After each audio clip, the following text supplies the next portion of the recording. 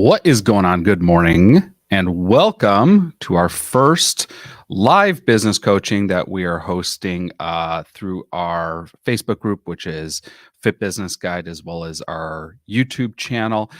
We are actually taking these and we're going to also be broadcasting them through our podcast, which is the Beyond the Image podcast, which is available really wherever you get your podcasts. The way this is going to work, and then I'll get into the inspiration behind this and we'll dive right in. But the way this is going to work is you're going to direct it. Your questions, your comments, what it is that you want help with or want insights on, whether it's in marketing, sales, business development, pitching to magazines, launching something new for the first time, differentiating your brand, whatever it is that you are working on that you could use some clarity with or use some insights on. That's what we're going to focus on. And my hope is that I can impart as much strategy and information as I can over the course of these live episodes. Now, the inspiration behind this really started a couple years ago, and we've been doing my podcast now. I think we're at 450 some episodes, and over the course of that, I've had on all these amazing guests to share their expertise and their insights, but I wanted to bring on essentially listeners, you guys, to be able to ask specific questions and have those specific questions answered in real time to give you clarity where there once might have been confusion. And this year, one of my goals this year was I said, okay, I'm actually going to launch this platform. So this is our first live public broadcast, and the goal is we want to be doing these every single week. Today's Thursday as of recording this. We're gonna test to see what days might work for anyone. Probably going to be over the morning, and the way I'm thinking is, I'll pour myself a cup of coffee. Got my fresh cup of coffee right here. And by the time I finish the cup of coffee, we'll have wrapped the episode. So, maybe maybe we have to come up with a special name for this, like, coffee and chats, something like that. So looks like we got a handful of you on right now. The way to start getting advice or the way to start getting feedback or live coaching is to just type in your comments into whatever chat box you're looking at. So, for those that are on Facebook, you can type right into Facebook. Looks like we have one of you here. Hello back. If you're on YouTube, you can comment on YouTube, etc. So feel free to comment wherever you are tuning into this, and you can put your questions right into that comment box or that chat box, and we'll dive into those. Wanted to start off with another intention behind this episode and behind this show. I was journaling this morning, and I don't know if any of you are a fan of Stoic philosophy. I've become obsessed with it, and in fact, I have a book that I reference every single day, which helps guide me in setting my mindset, in meditations, in setting my intentions for the day. And after I read the book every day, I do a little bit of journaling.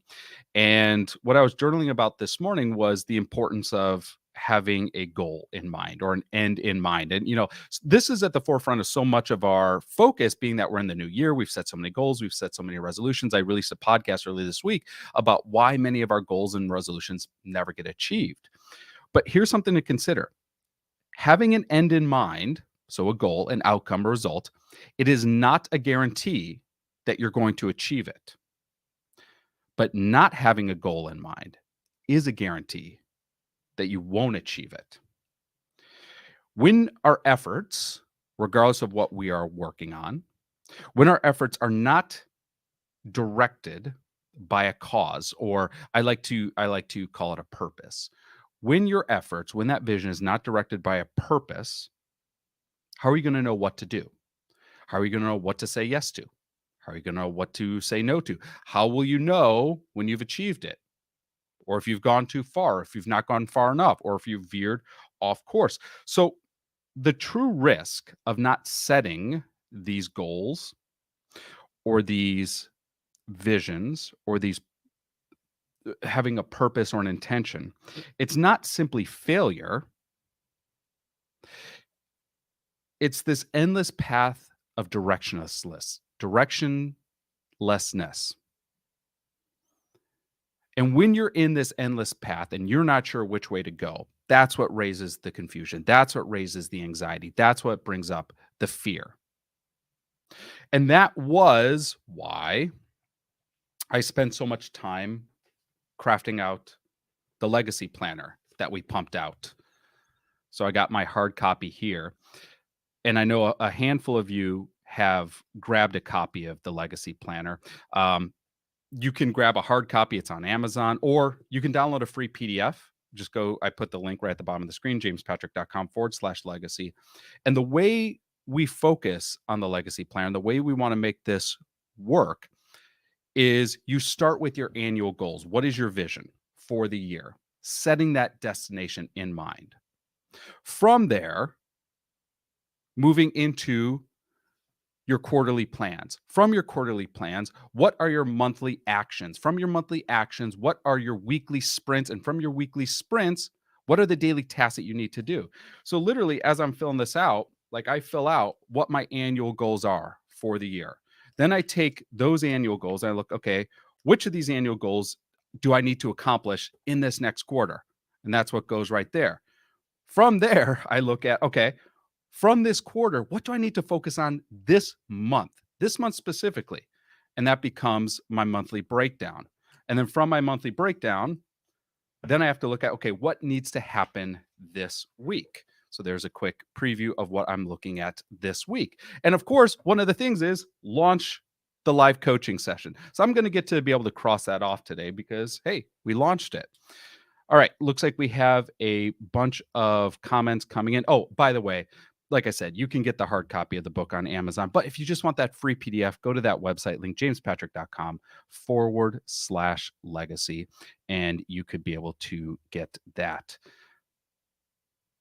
Build Strong Strength Club. I totally love the Legacy Planner. Thank you so much for getting it. Got Jet. The Legacy Planner is a great tool for planning one's success. Going back to Build Strong Strength Club, I've been coaching health and wellness entrepreneurs for a handful of years now. And Avina, the proprietor of Build Strong Strength Club, one of my coaching clients, just dropped her new book, Stretch for Success, dropped this week, and immediately shot up to number 3 on Amazon's new release bestseller list. So huge congratulations to Avina for that. Literally just got the book in the mail yesterday. Super excited to dive into that. So massive shout out to Avina. Also have to shout out a few of our other amazing clients. First off, we just dropped the new issue of Ricochet Magazine, which features our amazing alumni, one of my coaching clients, Dr. Kelly Lamro, on the cover. This just dropped. Now, Ricochet Magazine, we just finished our first year of publishing Ricochet Magazine.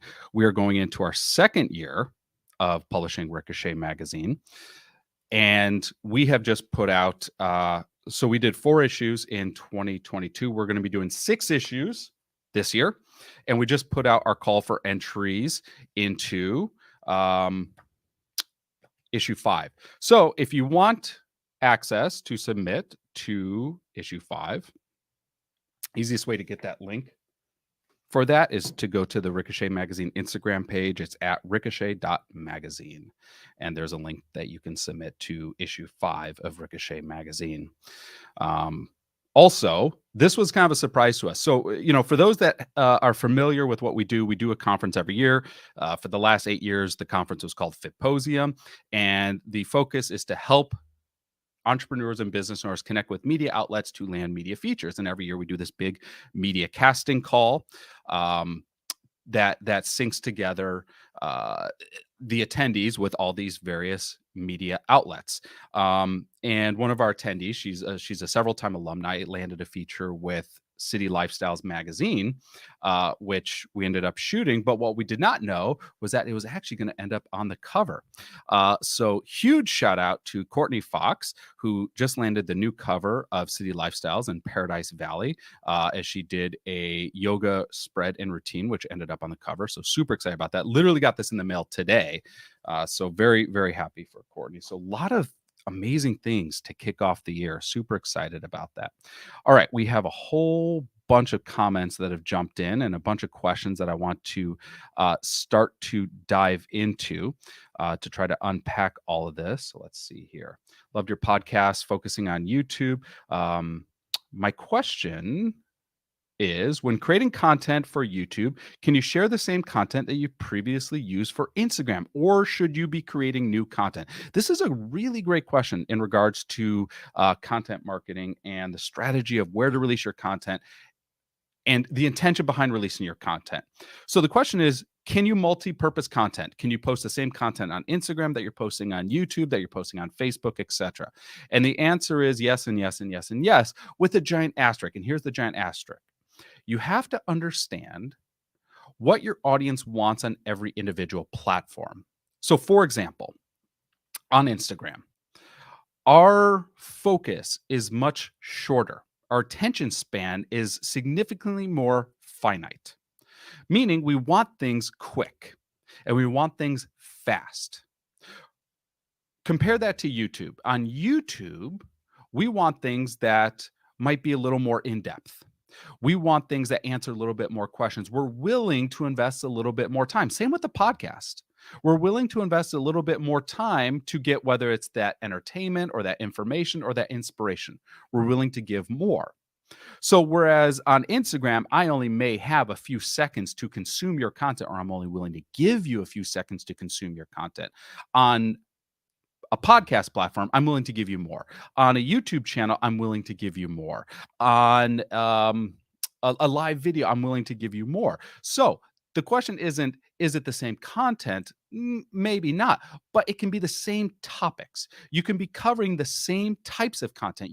Can be covering the same topics. You can be answering the same questions. Whereas on YouTube and on a podcast and in a newsletter and on a blog or on a website, you can go long form and give lots of context and lots of detail.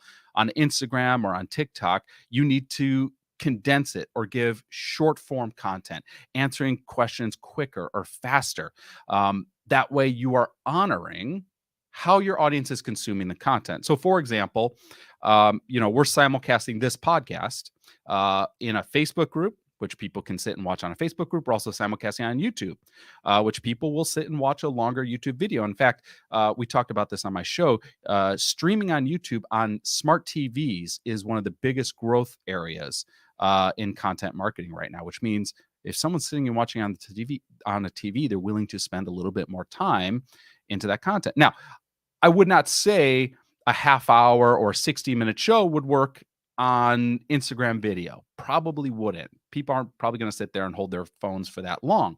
But if I were to take a 15-second clip from this show or a 30-second clip, something that was really poignant, something that hit the mark right on the head, well, that I could repurpose. So it's about, if you're looking to repurpose content, create your long form content first and then cut out and segment out the smaller form pieces of content that you want to appear in different places.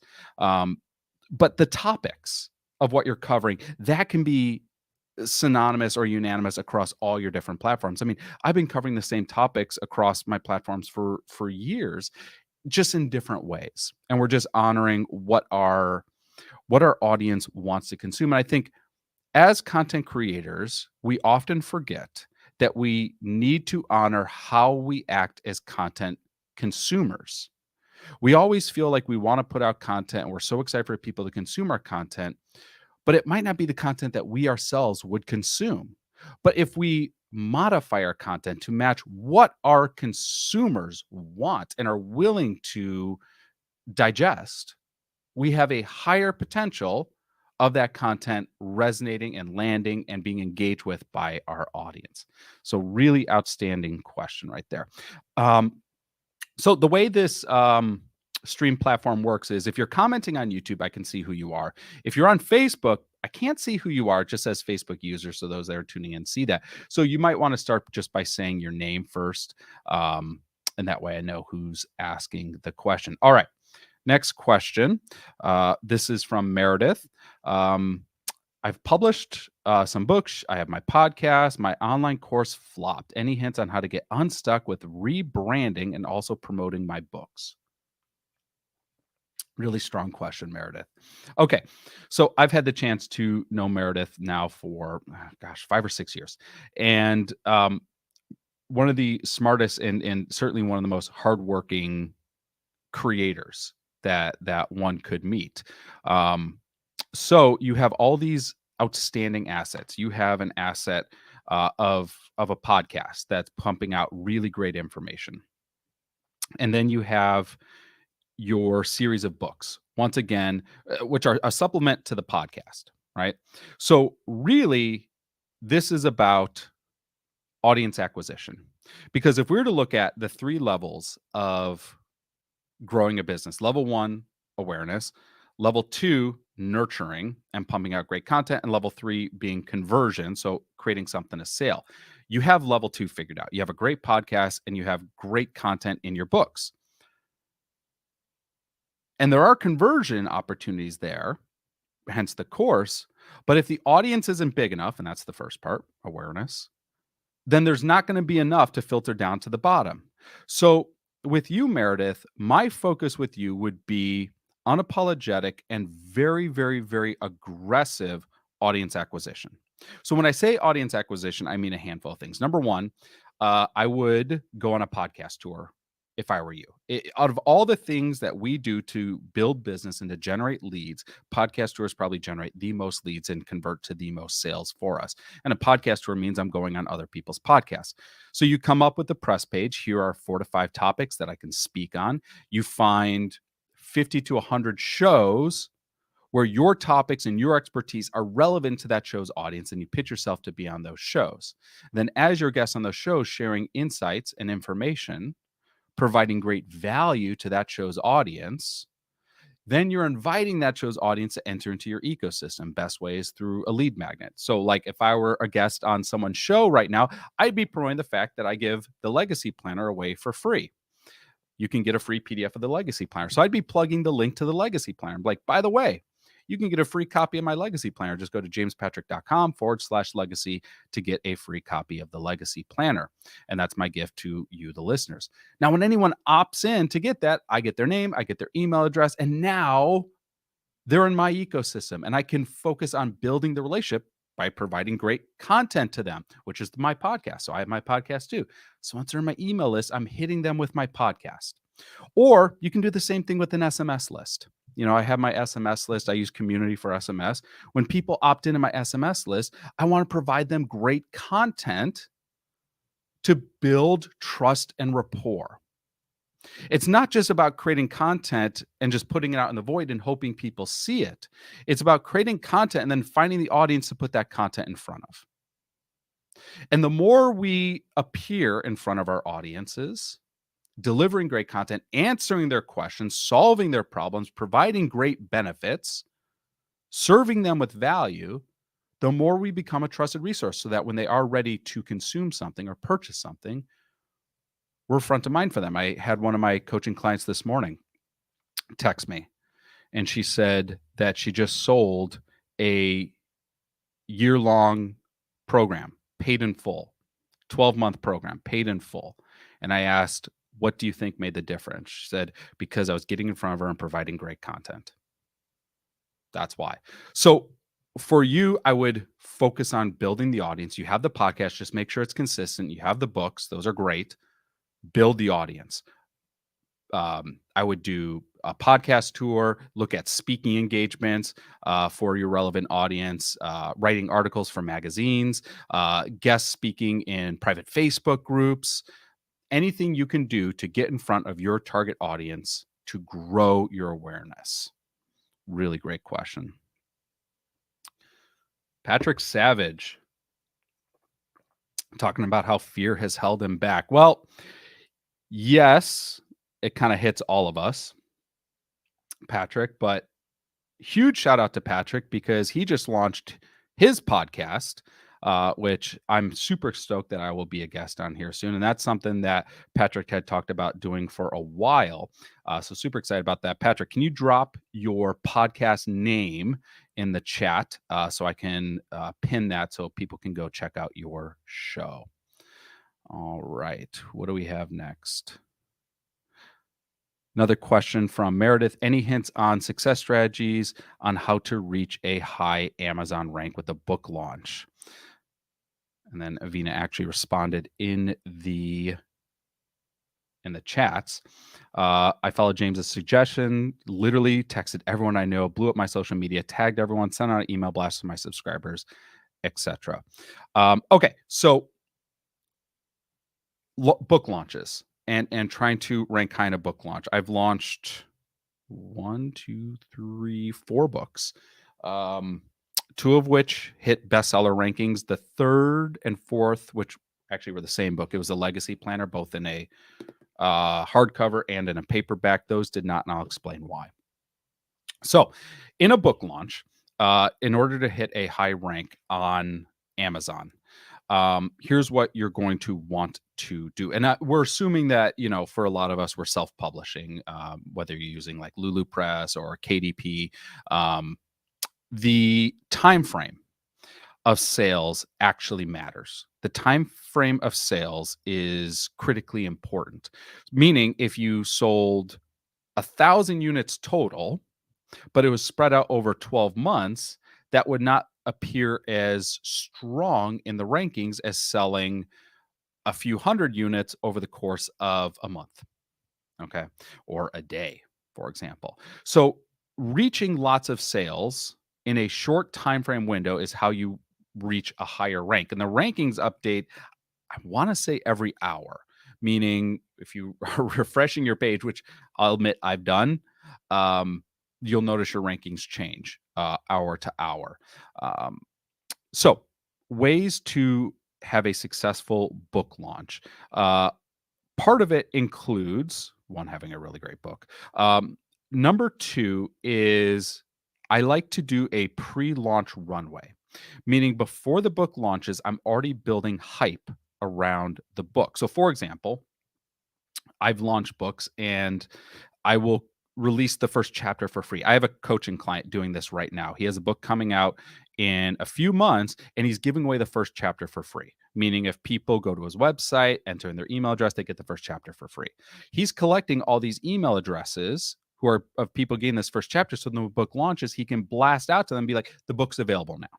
And that's a very warm audience who might want to consume that book because they've gotten the first chapter.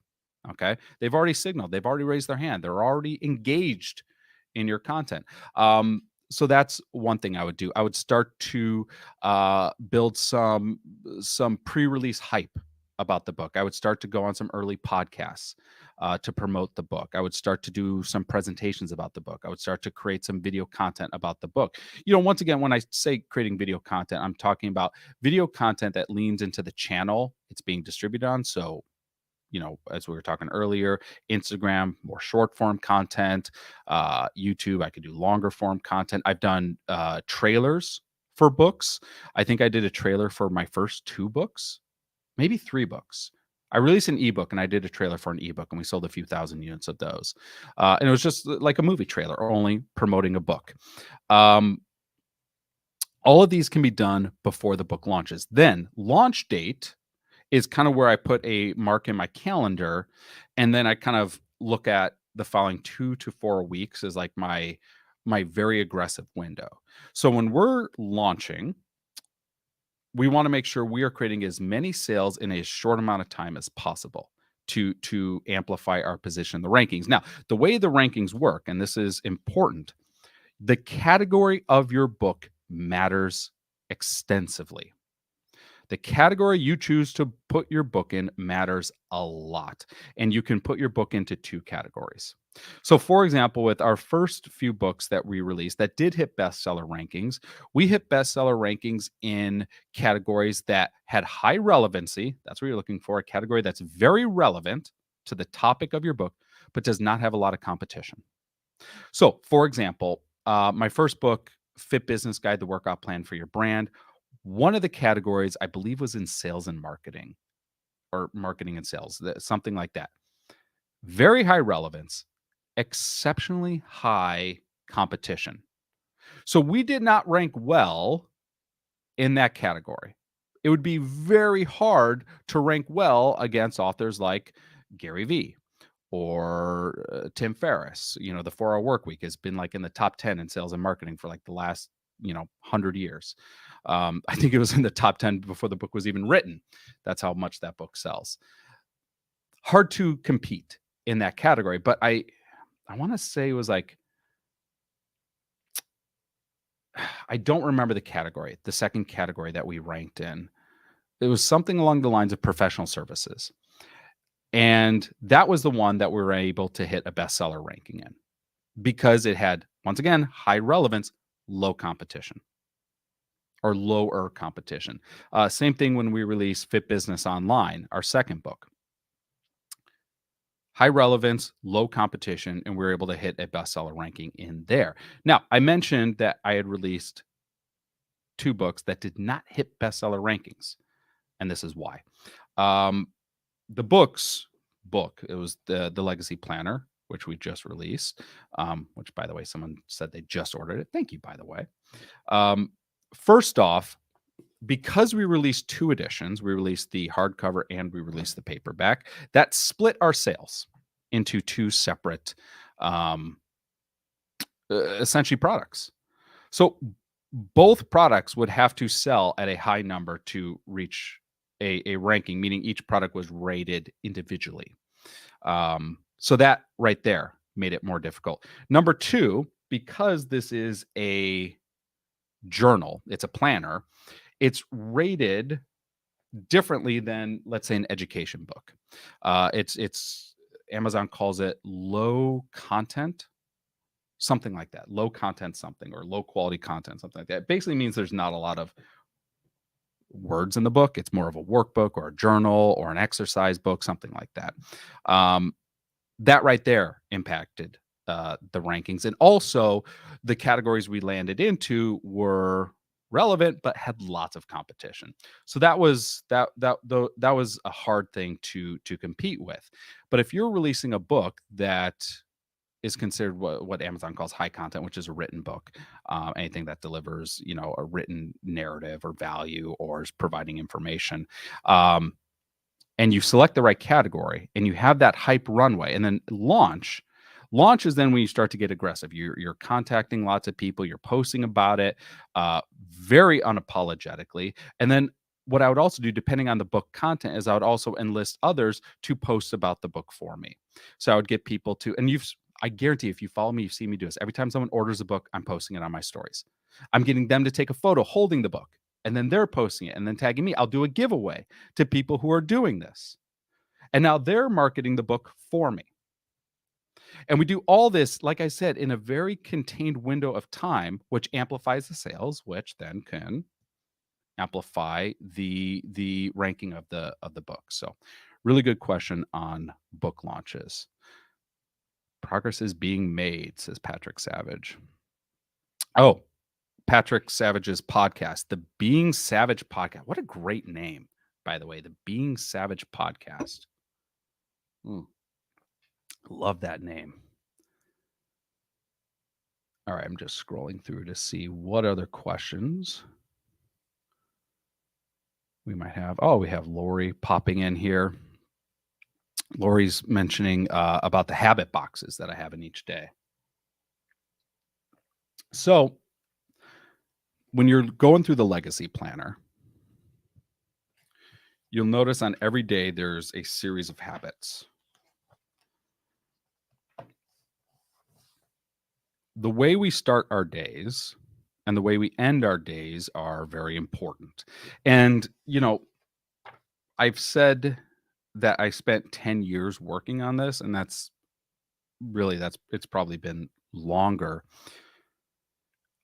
The work in creating this was the work I would do for myself in setting my own goals and action plans, but then also from interviewing thousands of people on my podcast, for my books, etc.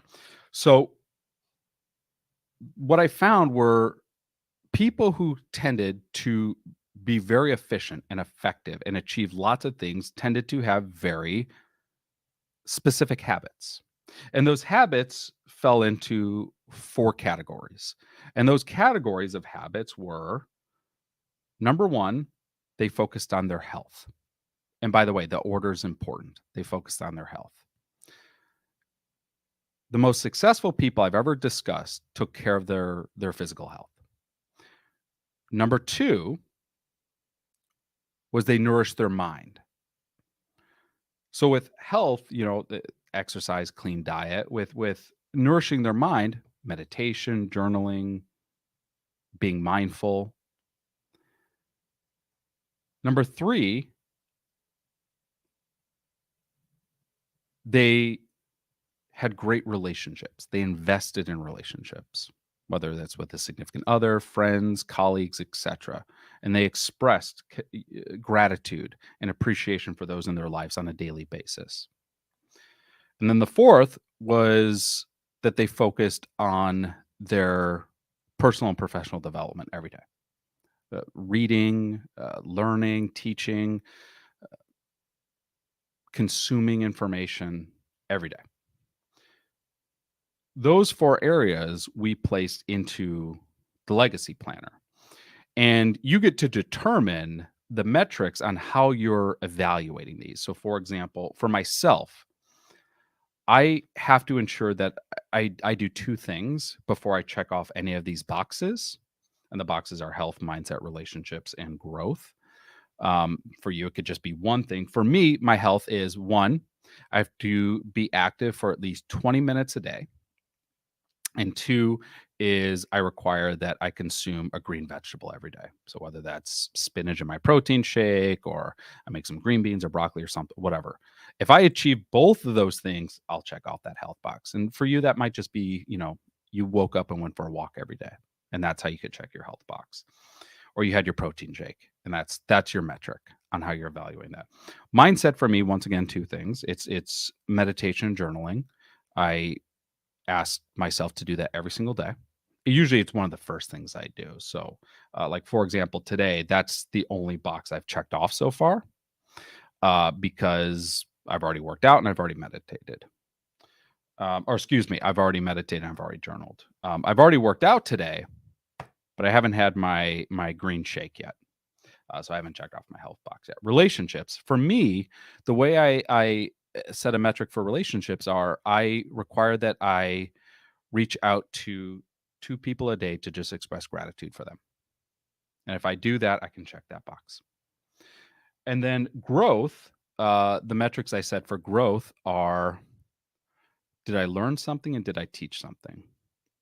So learning, did I read something, which I actually did read a bit this morning. And then did I teach something? Well, I'm teaching right now. So I could actually check that box off right now, just like that. You get to determine how you're evaluating yourself, but I do believe these 4 areas are important. And these 4 areas are, by the way, you notice these are the 4 areas we highlight in Icon Refined and Icon Fit magazine. When we launched Icon Fit magazine, the reason we called it Icon Fit and the reason our digital network is called Icon Refined is it was not enough to encourage entrepreneurship. An entrepreneur is a person who invests all in their business and that's it. They don't invest in anything else except their business. They invest in their business at the sacrifice of their health. They invest in their business at the sacrifice of their mental well-being. They invest in the business at the sacrifice of the relationships in their lives. And I've made that mistake. I have been guilty of that. And I've fallen into a place where I was unhealthy, I was stressed out, and I was alone. An icon, however, invests in all these areas of their life. They live a healthy life. They nourish their mind. They invest in relationships, and they have a successful business. That's an icon. An icon is greater than an entrepreneur. And that's why we've branded everything the way we've branded it, Icon Refined and Icon Fit magazine. It is going above and beyond entrepreneurship. Avina is making fun of me, saying my favorite arugula. I did a post the other day on my Facebook, and I was like, arugula, you've ran out of lettuce, but you can always do yard work. It was something like that. And Avina and someone else jumped on and said, well, we love arugula. I said, tell you what, I got some yard work for you to do, and I'll throw in lunch for free. Guess what lunch is?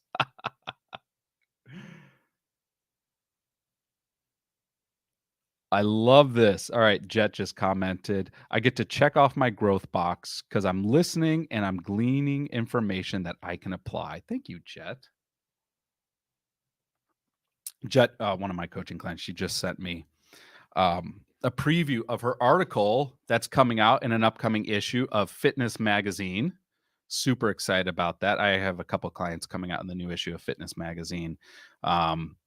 Jet is having a feature come out, and Laura, who is also popping in, Laura's our Facebook user, Laura, has a feature coming out also in the new issue of Fitness Magazine. So massive shout out to both Jet and Laura for their upcoming features. Super excited to see how those turn out. All right, so guess what? I finished my cup of coffee. How about that? Marketing chats over coffee. I wish I could say like marketing over coffee, but that's actually a podcast already. So I don't want to step on those two. Oh, yeah. Yeah. That Jet was booked at Fitposium. Now Get Published Live. We've rebranded Fitposium as Get Published Live, and it'll be May of this year. So my intention and my commitment is to do these live coachings every week. So you can come with your questions every single week, and we'll answer them live here on the show. Want to thank everyone for joining us today. I hope it was insightful. I hope you were able to gain some value and some insights from this. If there are topics you would love to see me cover in future episodes, message me. You can DM me at jpatrickphoto. You could actually text me.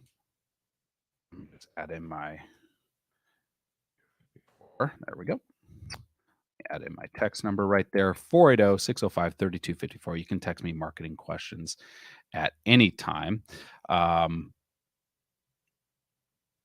Vina says, totally insightful. Laura's glad she jumped on. Oh, Savage, you just got a new subscriber to your show. That's awesome. Lori can't wait for Get Published Live. Well, thank you all for tuning in. It's really amazing that we're able to come together and to share some insights and share some resources.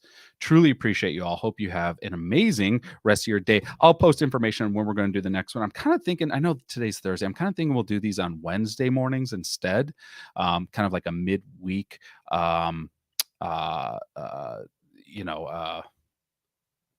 yes, Savage will be on your show tomorrow. Super excited about that. Kind of like a midweek, inspiration and kind of readjusting our mindsets as we're progressing into the latter half of the week. So I'll post information on that. We'll post it on both our YouTube channel as well as in the private Facebook group. But as always, if there's anything I can do to support any of you, please never hesitate to let me know. Literally DM me anytime at jpatrickphoto on Instagram. You can text me 480-605-3254. Any marketing or sales questions, I answer them whenever I get a chance. And once again, thank you all. Hope you have an amazing rest of your day. If you wanted to catch the replay of this, it's on YouTube as well as it will be on the Beyond the Image podcast later this week. Thank you all. Have a great rest of your day. We'll talk to you soon. Take care.